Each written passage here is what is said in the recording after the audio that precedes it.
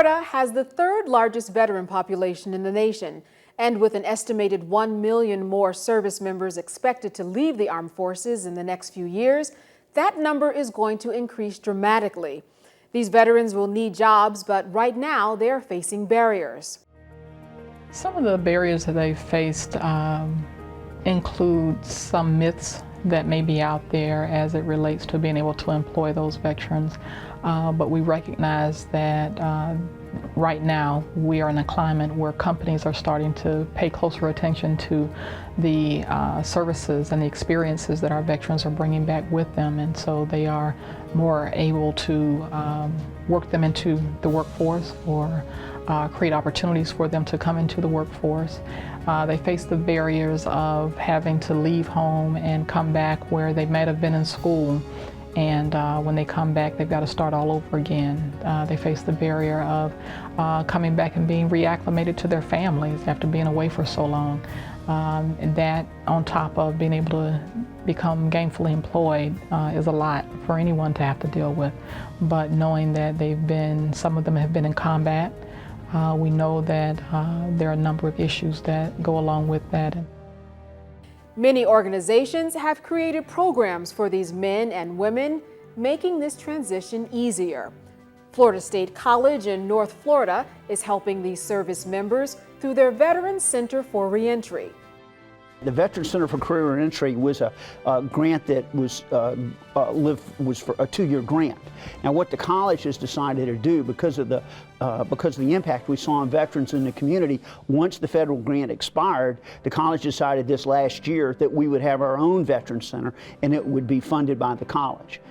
What we do is the young serviceman, woman comes in, they say, I would like to go to school. I want to do something with my life. Sometimes they want to get a degree.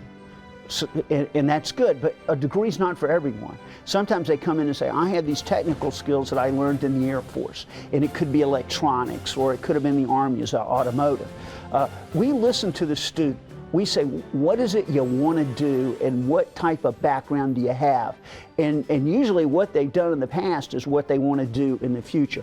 And if it's in a technical area where they're going to get a certification, vice a degree, we give them some tests, we introduce them to people in those programs, we take them over to visit the programs, and that way the student makes an educated, he's educated on what he needs to do to get into school. We help them with their VA benefits, we do counseling. I'm bringing most of my medical skills that I learned from the Army all the way now to all these, I'm taking anatomy classes and stuff like that I already know from my background. And I'm also bringing a different side, because when you're in physician assistant, it's in a clinical setting. But I know from my medical training as a medic in the Army, I know some kind of ways around certain things if I don't have the right equipment around. The military teaches you, this is your tasking, now I want you to figure out how to do it. And that's what companies want. They want independent thinkers that'll go out and solve problems, make things happen.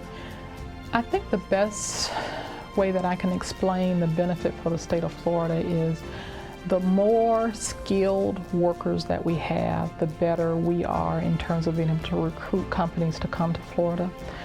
We are able to sell them on the fact that the vets bring such a wealth of knowledge and experience that this is an opportunity for them to not have to train someone new, not have to invest that additional money in training, but to be able to identify people who already have that training on the front end and are ready to hit the ground running.